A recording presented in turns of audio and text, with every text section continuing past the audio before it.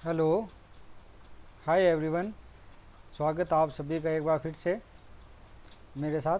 आज हम MCQ series जो हमने स्टार्ट कर रखी थी उससे आगे की बातचीत करेंगे। आज कुछ और नए प्रश्न देखेंगे जो पिछले सालों में आए हुए हैं। ये मैंने जैसे आपको पहली क्लास में बताया था, ये क्वेश्चन यूपीएससी और स्टेट पीसीएस से मैंने उठाए हैं। तो ये आपको यूपीएससी स्टेट पीसीएस के साथ साथ जो स्टेट की अदर एग्ज़ाम्स होती है उसमें भी आपको ये बहुत हेल्पफुल रहेंगे। तो चलिए शुरू करते हैं आज की क्लास। तो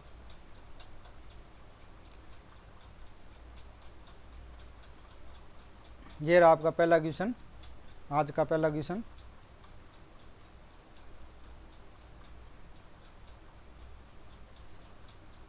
एक तरफ राजवंश दे रखे हैं और दूसरी तरफ उनकी राजधानी दे रखी है। आपको इसमें मिलान करना है कि कौन से राजवंश की कहाँ पे राजधानी थी।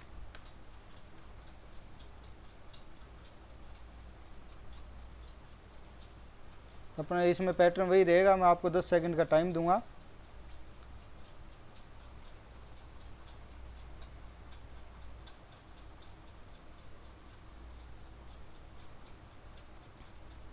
तो शुंग की राज्य की जो राजधानी थी,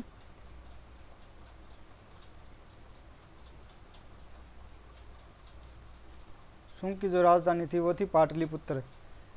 मौर्य शासन के पश्चात पुष्यमित्र शुंग ने अंतिम मौर्य शासक को मारकर उसकी जगह पाटलिपुत्र में नया वंश स्थापित किया था।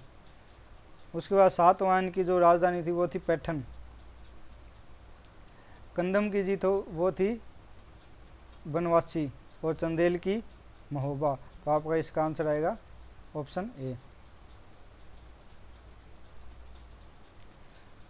तो शुंग वंश, इस वंश की स्थापना 185 ईसा पूर्व मौर्य सेनापति पुष्यमित्र शुंग ने अंतिम मौर्य शासक वृहद्रथ की हत्या करके की थी।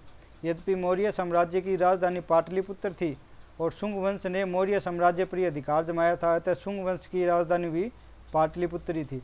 यानी कि अंतिम मौर्य शासक को मारकर पुष्यमित्र शुंग ने जब स्थापना की राजधानी की, तो जहाँ पे पहले मौर्यों की राजधानी थी वहीं पे इन्होंने अपनी राजधानी बनाई। सातवाहन वंश, शुंग वंश की स्थापना के लगभग एक सदी पश्चात दक्षिण और मध्य भारत में मौर्यों के उत्तराधिकारी सातवाहन हुए। यानी कि उत्तर में तो कौन आ गया, शुंग वंश, और आपका नीचे दक्षिण और मध्य भारत में कौन आ गए, सातवाहन ये वंश आ गए। इस वंश की स्थापना सिमुक ने 60 ईसा पूर्व में की थी। सातवाहन शासक वशिष्ठ पुत्र पुलुमावी ने औरंगाबाद जिले में गोदावरी नदी के किनारे पैठन को अपनी राजधानी बनाया था। तो इसकी स्थापना तो की थी सिमुक ने 60 ईसा पूर्व में, और पैठन को राजधानी किसने बनाया था, पुलुमावी ने। यह कहाँ पे है पैठन, औरंगाबाद जिले के पास गोदावरी नदी के किनारे। आगे है चंदेल वंश। तो चंदेल वंश के संस्थापक थे ननुक। 831 से 845 तक इनका शासनकाल था। प्रारंभिक चंदेल शासक गुर्जर प्रतिहारों के सामंत थे। जो गुर्जर प्रतिहार वंश था उनके सामंत थे चंदेल। चंदेलों के विस्तृत राज्य बुंदेलखंड, जजाग भूमि, महोबा, खुजराहो, यानी जो मुख्य रूप से हम बोल सकते हैं कि जो मध्य प्रदेश वाला जो क्षेत्र था, एमपी वाला जो क्षेत्र था वो इनके अंतर्गत आता था, और महोबा इनकी राजधानी थी। अगला है कंदम शासक। यह दक्षिण भारत का एक ब्राह्मण राजवंश था। इस वंश की स्थापना 4वीं सदी में मयूर शर्मन नामक ब्राह्मण ने की थी। इस राज्य की राजधानी बनवासी वर्तमान कर्नाटक में थी। कर्नाटक में बनवासी नाम की एक जगह है, वो इनकी राजधानी थी। आइए अब अगले क्वेश्चन पे चलते हैं। तो अगला है कि कौन सा कथन प्राचीन भारत में श्रेणी व्यवस्था के बारे में गलत है, असत्य है। असत्य को आप क्या समझेंगे, गलत। क्या पूछा है, कौन सा गलत है। तो 10 सेकंड का टाइम आपके पास।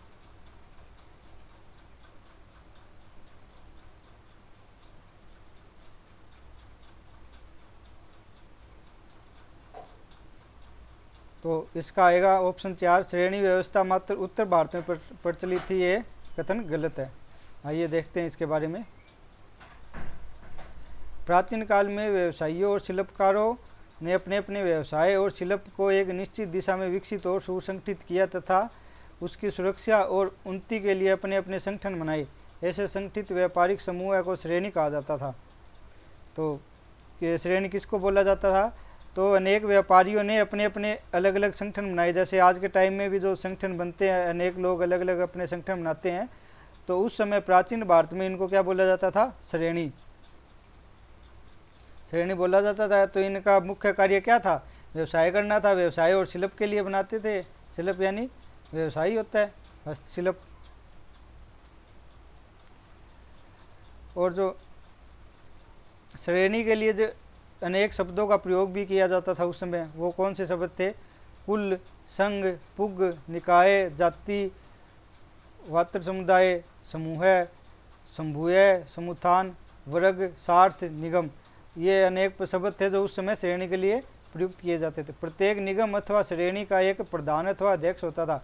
श्रेणी में एक अध्यक्ष होता था जो श्रेणी का संचालन किया जाता था, जिसे बौद्ध साहित्य में प्रमुख या प्रमुख अथवा ज्येष्ठ या ज्येष्ठ कहा जाता था।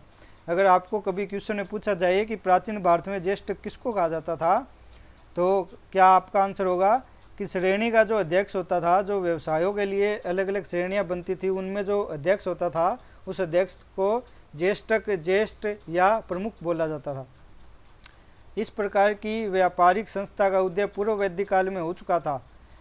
ऋग्वेद में श्रेणी के लिए कहा गया है कि वह हंसों की तरह एक समूह में कार्य करती थी। भिन्न भिन्न श्रेणियां भिन्न भिन्न व्यापारिक समूहों का प्रतिनिधित्व करती थी। श्रेणी संगठन के प्रमुख कार्य अपने उद्योग और व्यवसाय को भली भांति से संगठित और उनको उन्नतिशील बनाना था। यानी कि उन श्रेणियों का कार्य था अपने व्यवसाय को कैसे विस्तार किया जाए, व्यवसाय के बारे में और अधिक उनको फलीभूत करना है, उनको फैलाना है अपने व्यवसाय को, यही उनका मुख्य कार्य होता था। अगला क्वेश्चन है, दिल्ली सल्तनत में दीवान-ए-अर्ज विभाग की स्थापना किसने की थी? बलबन, इल्तुतमिश, अलाउद्दीन खिलजी, फिरोज तुगलक। आपके पास 10 सेकंड का टाइम है।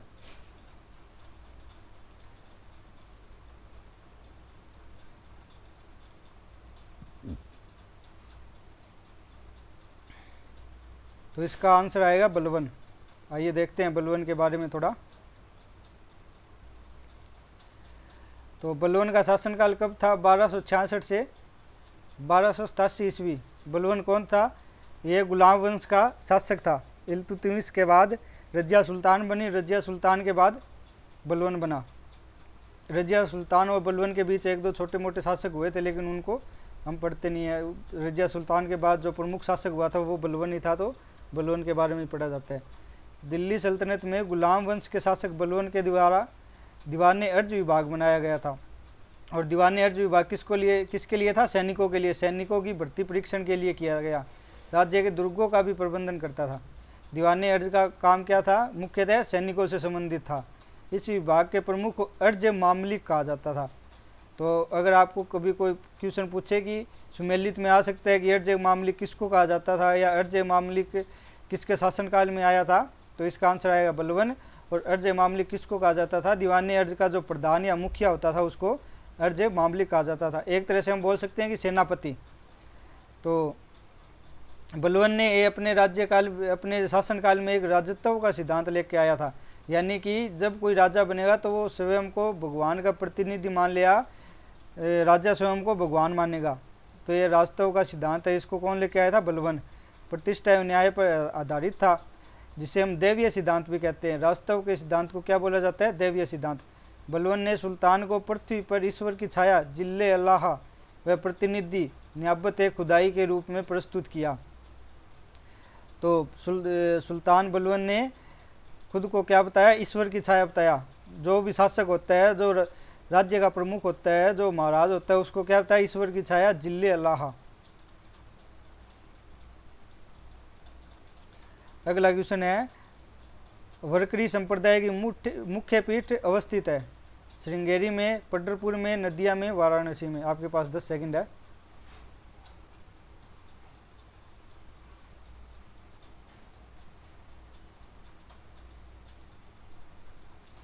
तो इसका आंसर आएगा बी, पंढरपुर। पंढरपुर कहाँ है? महाराष्ट्र में, महाराष्ट्र। और वारकरी समुदाय के बारे में अनेक एग्ज़ाम में बहुत बार क्वेश्चन आया है, यूपीएससी में, स्टेट पीसीएस में भी, और जो छोटे एग्ज़ाम होते हैं स्टेट के अंदर जो एग्ज़ाम होते हैं उनमें भी वारकरी समुदाय के बारे में बहुत क्वेश्चन आए हैं, तो आप इसको अच्छे से देख लेना। वारकरी या वारकरी संप्रदाय का उद्भव दक्षिण भारत के पंढरपुर, ये कहाँ पे है, महाराष्ट्र में, वर्तमान सोलापुर में नामक स्थान पर 13वीं शताब्दी में हुआ था। इस संप्रदाय के प्रवर्तकों में संत ज्ञानेश्वर का स्थान महत्वपूर्ण है। इन्होंने ज्ञानेश्वरी और अमृतानुभव नाम के 2 महत्वपूर्ण ग्रंथों की रचना कर वारकरी संप्रदाय के सिद्धांतों को स्पष्ट किया। तो वारकरी संप्रदाय में जो प्रमुख इनके जो प्रवर्तक हुए उनका नाम है संत ज्ञानेश्वर, और इन्होंने 2 ग्रंथों की रचना की। कौन कौन से, ज्ञानेश्वरी और अमृतानुभव, 2 ग्रंथों की रचना भी की थी। वारकरी संप्रदाय के प्रधान इष्ट देव विट्ठल भगवान थे। विट्ठल भगवान कौन, भगवान विष्णु का एक रूप है, भगवान विष्णु का एक रूप है। इनके जो इष्ट है वो भगवान विष्णु है, भगवान विष्णु की पूजा करते हैं वारकरी वाले, जिन्हें भगवान कृष्ण का अवतार माना जाता है। भगवान कृष्ण किसके अवतार है, भगवान विष्णु के। वारकरी संप्रदाय में ज्ञानेश्वर, नामदेव, एकनाथ और तुकाराम इत्यादि प्रमुख संत भी हुए। तो इसको याद रखना कि वारकरी संप्रदाय महाराष्ट्र से संबंधित है और ये विष्णु भगवान के विट्ठल अवतार या विट्ठल भगवान को अपना प्रमुख मानते हैं। अगला एक क्वेश्चन है, निम्नलिखित घटनाक्रमों का सही कालक्रम कौन सा है। आपको कालक्रम बताना है, इसमें आपके पास 10 सेकंड है।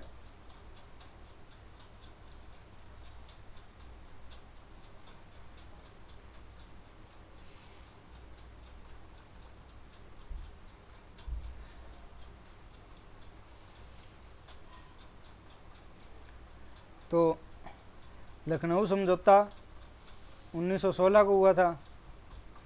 जलियांवाला बाग हत्याकांड 1919 को हुआ था।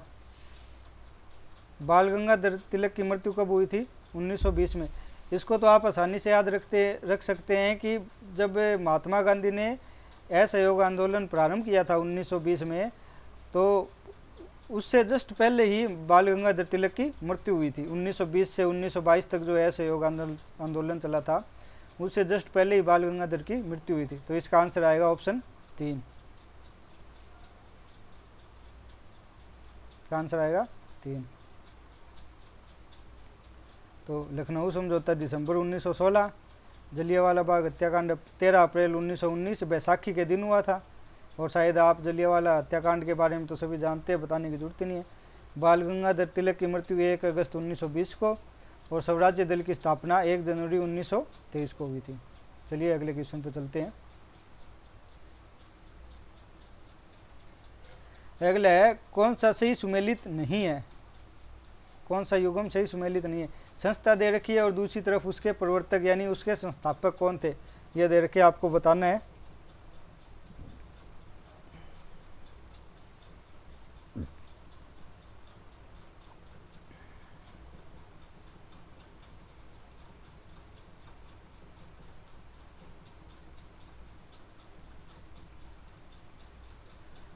तो इसमें आएगा आपका ऑप्शन 4।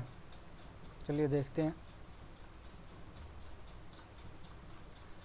तो सर्वेंट्स ऑफ इंडिया सोसाइटी की स्थापना गोपाल कृष्ण गोखले ने की थी 1905 में। कहाँ पे, महाराष्ट्र में।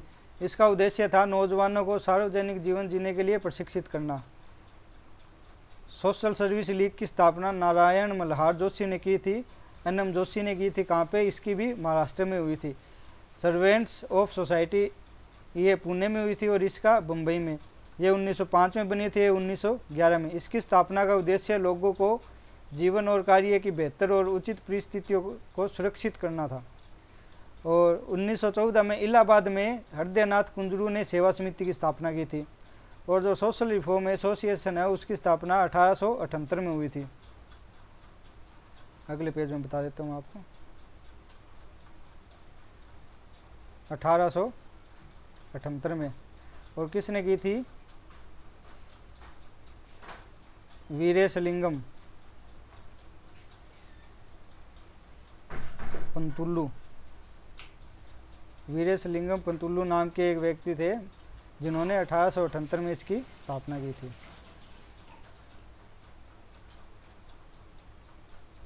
अगला है, क्रांतिकारी जो हार्डिंग बम कांड में शामिल नहीं था। ये मैं आपको बताऊंगा हार्डिंग बम कांड क्या है, इसमें आप देख लो। तो इसका मैं आंसर बता ही देता हूँ। इसका आंसर होगा भगवती चरण वोहरा। तो ब्रिटिश सम्राट जॉर्ज पंचम और महारानी मेरी दिसंबर 1911 में भारत आए थे। 1911 में आपको पता होगा कि दिल्ली में दरबार लगा था, दिल्ली दरबार। उसमें जो बंगाल विभाजन था 1905 में किया हुआ, उसको रद्द किया था, बंगाल विभाजन को रद्द किया था 1911 में। तो उनके स्वागत में दिल्ली दरबार का आयोजन किया गया।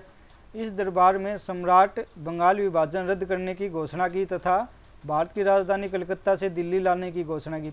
तो 1911 में ही दिल्ली दरबार में घोषणा की गई कि जो राजधानी है वो कलकत्ता से दिल्ली आएगी।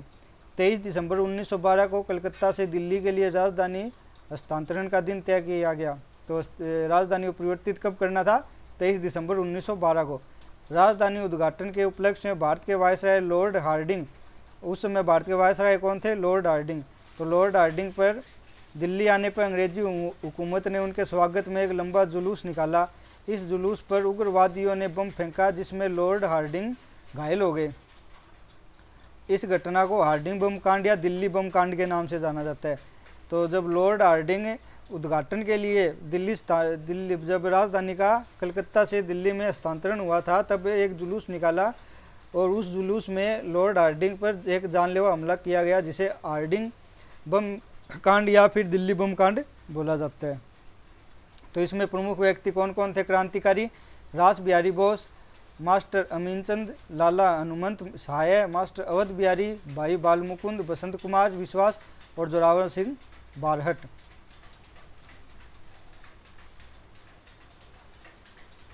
अगला है गांधी इरविन समझौते के मध्यस्थ किसने की थी? जब महात्मा गांधी और लॉर्ड इरविन के मध्य जो 1931 में समझौता हुआ था, तो उस समझौते को किसने करवाया था? ये आपसे पूछा है।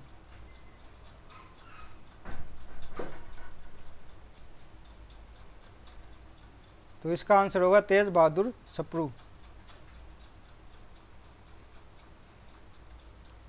भारत के वायसराय लॉर्ड इरविन द्वारा गांधी जी की 11 सूत्री मांगों को न माने जाने के कारण गांधी जी ने नमक सत्याग्रह या दांडी यात्रा किया। गांधी जी ने सविनय अवज्ञा आंदोलन की थी 1930 में और गोलमेज प्रथम सम्मेलन में भाग भी नहीं लिया था। तो गांधी जी ने अपनी 11 सूत्री मांगों को रखा था कि अगर सरकार ने मांगे मान ली तो ठीक है, अगर नहीं मानी तो हम नमक सत्याग्रह प्रारंभ करेंगे। तो इसके उपलक्ष्य में 1930 में इसकी शुरुआत हुई सविनय अवज्ञा आंदोलन की। जब सविनय अवज्ञा आंदोलन अपने उत्कर्ष पर था तब वायसराय इरविन ने महात्मा गांधी को बातचीत के लिए आमंत्रित किया। इरविन गांधी जी के बीच समझौते का माहौल बनाने में तेज बहादुर सप्रू तथा M.R. जयकर ने महत्वपूर्ण भूमिका का निर्वाह किया। इस समझौते के परिणाम स्वरूप कांग्रेस सविनय अवज्ञा आंदोलन के स्थगन एवं द्वितीय गोलमेज सम्मेलन में भाग लेने के लिए तैयार हुई। तो इसके कारण क्या हुआ कि जो कांग्रेस है वो जो दूसरा गोलमेज सम्मेलन हुआ था 1931 में, उसमें भाग लेने के लिए सहमत हो गई थी।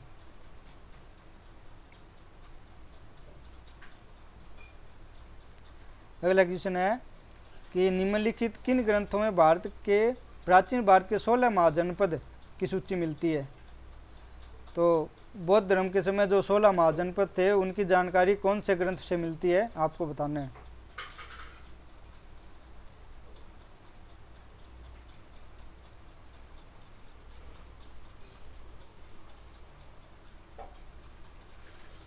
तो इसका ऑप्शन आएगा ऑप्शन 2, अंगुत्तर निकाय और भगवती सूत्र से मिलती है इसकी जानकारी।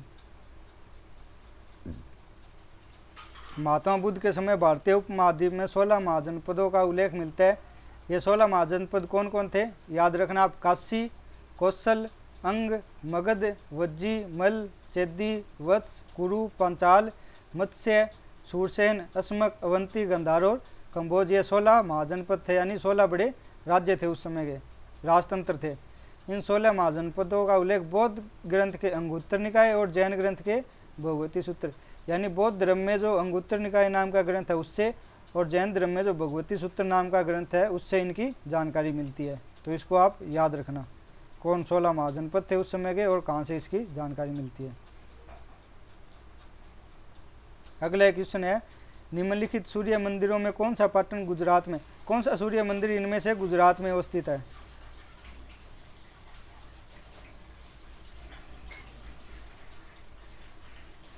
तो इसका आंसर होगा मोढेरा का सूर्य मंदिर। देखते हैं, तो मोढेरा सूर्य मंदिर गुजरात के मेहसाणा जिले के मोढेरा गांव में पुष्पावती नदी के किनारे पर है। पुष्पावती नदी याद रखना कहाँ पे है, गुजरात में। यह स्थान पाटन से 30 किलोमीटर दक्षिण में स्थित है। इस सूर्य मंदिर का निर्माण गुजरात के सोलंकी वंश के राजा भीमदेव प्रथम ने करवाया था। तो इस मंदिर का निर्माण किसने करवाया था? सोलंकी राजा भीमदेव प्रथम ने। स्थापत्य की दृष्टि से यह मंदिर गुजरात में सोलंकी शैली के बने मंदिरों में सर्वोच्च है। कोणार्क का सूर्य मंदिर का है उड़ीसा में, उड़ीसा राज्य के पुरी जिले में। और मारतंड का सूर्य मंदिर का है कश्मीर के अनंतनाग में। इसको याद रखना, मोढेरा का निर्माण भीमदेव ने करवाया था, जो कि सोलंकी वंश से संबंधित थे, और ये गुजरात में है। कोणार्क का सूर्य मंदिर उड़ीसा के पुरी में है, और मारतंड का सूर्य मंदिर कश्मीर के अनंतनाग में है।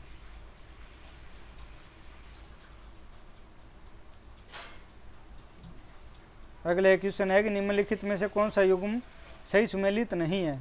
तो आपको बता रहे, एक तरफ शासक दे रखा है और एक उनका कहाँ पे उन्होंने शासन किया था वो राजधानी दे रखी है, तो आपको बताना है।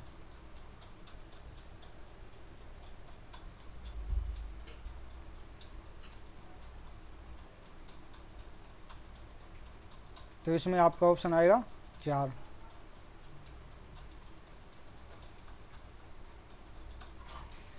तो रजिया सुल्तान दिल्ली की सुल्तान थी, दिल्ली की शासिका थी, इल्तुतमिश की पुत्री थी, और इन्होंने 1236 से 1240 तक शासन किया था, और भारत की प्रथम महिला शासिका के रूप में याद किया जाता है इनको। बहादुर शाह गुजरात के सुल्तान थे। मालवा के सुल्तान को पराजित करके मेवाड़ पर चढ़ाई भी की थी। 1534 में मेवाड़ पर अधिकार कर लिया था, लेकिन एक वर्ष बाद मुगल बादशाह हुमायूं ने उसे पराजित किया। पुर्तगाली भारत में अपनी पैठ बना रहे थे, उस समय बहादुर शाह गुजरात के सुल्तान थे। बाज बहादुर ये 1555 से 1562 तक मालवा के सुल्तान रहे, और मालवा के अंतिम सुल्तान थे, अंतिम शासक थे। इसके बाद मालवा मुगल साम्राज्य के शासन में स्थापित हो गया था। 1555 से 1562 में किसका शासनकाल था? अकबर का। तो अकबर ने मालवा पे अधिकार कर लिया था। जो चांद बीवी है वो बीजापुर और अहमदनगर की संरक्षिका थी, संरक्षिका, और भारतीय मुस्लिम योद्धा थी। एक चांद बीवी को सबसे ज़्यादा मुस्लिम सम्राट अकबर की मुगल सेना ने अहमदनगर की रक्षा के लिए जाना जाता है। तो चांद बीवी को किसके लिए जाना जाता है? अहमदनगर की रक्षा के लिए।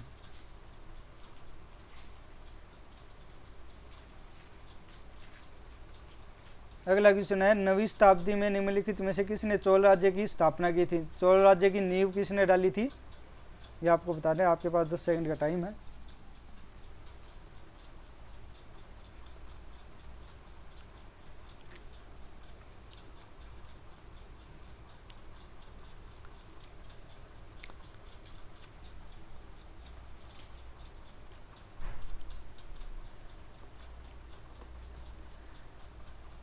तो इसका होगा विद्यालय।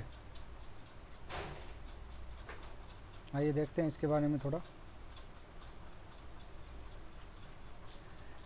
तो दक्षिण भारत के राजवंशों में सबसे प्राचीन राजवंश चोल वंश था, जिसका शाब्दिक अर्थ घूमना होता है। चोल वंश का प्रारंभिक इतिहास संगम युग से होता है, परंतु चोल साम्राज्य का राजनीतिक उत्कर्ष 9वीं शताब्दी से प्रारंभ होता है, जिसकी स्थापना विजयालय ने 1850 से 1880 में की थी। इसने नरकेसरी की उपाधि धारण की थी। तो विजयालय ने कौन सी उपाधि धारण की थी? एक नरकेसरी की। प्रारंभ में यह पल्लवों के सामंत थे। चोल साम्राज्य प्रमुख शासक देख लेते हैं। आदित्य प्रथम, राजराज प्रथम, राजेंद्र प्रथम और राजाधिराज प्रथम, ये प्रमुख शासक थे। तो आप इसको थोड़ा याद रखना चोल राज्य के बारे में। उसके बाद है 16वीं शताब्दी में संपन्न महाभारत का फारसी अनुवाद कहलाता है। महाभारत के फारसी अनुवाद क्या कहलाता है?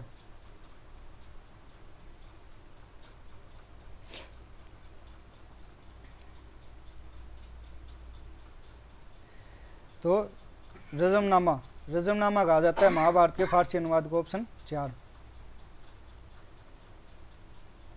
रजमनामा प्रसिद्ध महाकाव्य महाभारत का फारसी भाषा में अनुवाद है। महाभारत का फारसी अनुवाद मुगल सम्राट अकबर के दरबारी विद्वान अब्दुल कादिर बदायूनी ने 16वीं सदी में किया था। तो इसका फारसी अनुवाद किसने किया था? अब्दुल कादिर बदायूनी ने। और कब किया था? 16वीं सदी में। किसके शासनकाल में? अकबर के शासनकाल में, मुगल बादशाह अकबर के शासनकाल में। और इसको क्या कहा जाता है? रजमनामा। याद रखना आप इसको।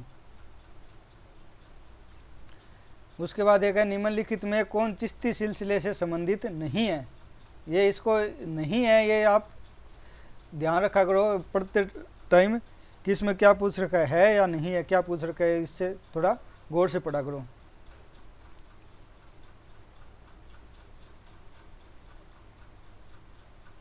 तो इसका है शेख अब्दुल जिलानी। चिश्ती संप्रदाय की शुरुआत हेरात में, यह कहाँ पे? अब अफगानिस्तान में है फिलहाल। खुरासाना निवासी अबरू अब्दाल चिश्ती द्वारा की गई थी। और भारत में इसके शिष्य कौन थे? उस्मान हारूनी के ख्वाजा मोइनुद्दीन चिश्ती। और भारत में इसकी शुरुआत किसने की थी? ख्वाजा मोइनुद्दीन चिश्ती ने। इसके प्रमुख सूफी संत कौन है? ख्वाजा मोइनुद्दीन चिश्ती जो इसके संस्थापक। उसके बाद है शेख हमीमुद्दीन जिन्हें नागौरी कहा जाता है, कुतुबुद्दीन बख्तियार काकी, शेख फरीदुद्दीन गज शंकर की उपाधि है उनकी, शेख निजामुद्दीन औलिया, शेख नासिरुद्दीन जिनको चिराग दिल्ली कहा जाता है, शेख बुरहानुद्दीन, सैयद मोहम्मद गैसुदराज, ख्वाजा फखरुद्दीन और ख्वाजा हसामुद्दीन चिश्ती और नरहड़ के पीर फखरुद्दीन। ये इनके कुछ चिश्ती संप्रदाय के प्रमुख संत है, तो इनको याद रखना। भारत में इसकी स्थापना की थी ख्वाजा मोइनुद्दीन चिश्ती ने। और ये मूल कहाँ पे है इसका? अफगानिस्तान में। जिसको किसने स्थापना की थी? उस्मान हारूनी ने। उसके बाद एक क्वेश्चन है निम्नलिखित में कौन सा एक युगम सही सुमेलित नहीं है? फिर से नहीं है।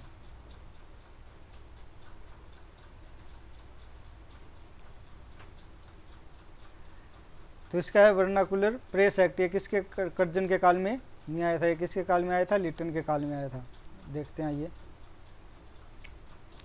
तो रिंग फेस पॉलिसी, घेरे की नीति कौन लेके आया था? वारन हेस्टिंग। बक्सर के युद्ध के बाद कंपनी को बंगाल, बिहार और उड़ीसा के दीवानी अधिकार मिल गए और भारत में कंपनी एक राजनीतिक शक्ति बन गई थी। 1964 में हुआ था बक्सर का युद्ध। इसके बाद दीवानी अधिकार किसको मिल गए? कंपनी को। भारत में नवोदित इस शक्ति को मराठा, मैसूर, अफगान जैसी बड़ी भारतीय शक्तियों के आक्रमण का भय था। इसलिए कंपनी ने अपने चारों ओर बफर राज्य बनाने का प्रयास किया और इस नीति के तहत आगे चलकर लॉर्ड वेलेजली ने इन राज्यों को कंपनी की सहायक संधि करने के लिए मजबूर किया। ये क्या है? एक बफर स्टेट बनाने का एक तरीका था ताकि मैसूर, मराठा और अफगान जैसे जो शासक है उनसे कंपनी की रक्षा की जा सके। ठगी का दमन क्या है? लॉर्ड विलियम बेंटिक जिस समय भारत का गवर्नर जनरल था 1828 से 1835 के समय, उस समय समाज ठगों के आतंक से पीड़ित था। ये ठगी का कार्य नहीं करते थे वरन अक्सर हत्या भी कर देते थे। तो विलियम बेंटिक के प्रयासों से 1834-35 में ठगी प्रथा पर रोक लगाई गई। लॉर्ड विलियम बेंटिक को भारत का सुधारवादी गवर्नर जनरल भी कहा जाता है। तो भारत में सुधार किसने किए थे? लॉर्ड विलियम बेंटिक ने, जब ये भारत के वायसराय बने थे। तो ठगी क्या थी? ठगी लोग समाज में लोगों को लूटा करते थे और लूटते नहीं थे, लोगों की हत्या भी कर देते थे। वर्नाकुलर प्रेस एक्ट, ये लॉर्ड लिटन के समय आया था 1878 में। इस एक्ट ने भारतीय भाषाओं में प्रकाशित होने वाले सभी समाचार पत्रों को प्रतिबंधित कर दिया था। वर्नाकुलर का अर्थ क्या होता है? देसी।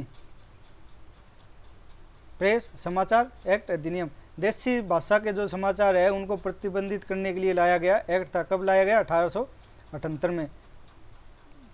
और इसमें यह बात याद रखना है कि अंग्रेजी भाषा में जो प्रकाशित समाचार थे उन पर यह एक्ट लागू नहीं था और जिनकी भाषा सिर्फ जो भारतीय भाषा होती थी, देसी भाषा होती थी, उन्हीं पर लागू था। और इल्बर्ट विल क्या है? लॉर्ड रिपन के काल में लाया गया था। इसमें भारतीय न्यायाधीशों को उन मामलों की सुनवाई करने का अधिकार प्रदान कर दिया गया जिसमें यूरोपीय नागरिक भी शामिल थे। यानी कोई भी यूरोपीय नागरिक अगर दोषी पाया जाता है तो उसकी सुनवाई का अधिकार भारतीयों को भी दिया गया। तो इसके ऊपर बहुत बड़ी बहस हुई, तो यूरोपीय लोगों ने इसका विरोध किया, जिसके कारण बाद में इस बिल को वापस ले लिया गया था। तो आज का अंतिम क्वेश्चन, निम्न वक्तव्यों पर विचार कीजिए। एक कथन है, दूसरा कारण है। कथन क्या? 19वीं सदी के सामाजिक धार्मिक आंदोलन के कारण भारत का आधुनिकीकरण हुआ था। इसका कारण है सामाजिक धार्मिक आंदोलन के मूल में बुद्धिवाद, वैज्ञानिक दृष्टिकोण तथा अन्य ऐसे विचार थे जो आधुनिकता को आधार माने जाते थे।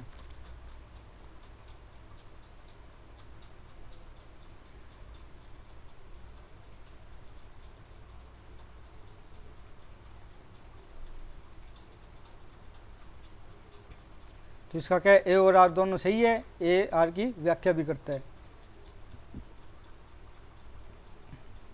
तो पढ़ लेना। 18वीं शताब्दी में यूरोप में एक नवीन बौद्धिक लहर चली जिसके फलस्वरूप जागृति के एक नए युग का सूत्रपात हुआ। तर्कवाद एवं अन्वेषणा की भावना से यूरोपीय समाज को प्रगति प्रदान की। भारत का एक नवीन पाश्चात्य शिक्षित वर्ग तर्कवाद, विज्ञानवाद तथा मानवतावाद से प्रभावित हुए बिना नहीं रह सका। भारत के लोग भी इससे प्रभावित हुए बिना नहीं रह सके जो भी शिक्षित थे। इन पाश्चात्य शिक्षित भारतीयों ने इस नव ज्ञान से प्रभावित होकर सामाजिक एवं धार्मिक सुधार कार्य प्रारंभ किए। तर्कवाद एवं नव चेतना के इस आधार पर परिवर्तन की जो प्रक्रिया प्रारंभ हुई उसे पुनर्जागरण की संज्ञा दी गई थी। इसको क्या बोला जाता है? पुनर्जागरण। तो आज की क्लास बस यहीं तक, आगे हम इससे आगे शुरू करेंगे। तो आप लोगों का बहुत बहुत धन्यवाद, थैंक यू मेरे साथ जुड़ने के लिए। आप बताइए आपको ये वीडियो कैसी लगी, तो वीडियो को लाइक कीजिए, शेयर कीजिए और कमेंट करके ज़रूर बताइए कि आप लोगों को कैसा लगा ये सेशन। आगे हम इस सीरीज़ को अपना प्रारंभ रखेंगे। धन्यवाद, बाय।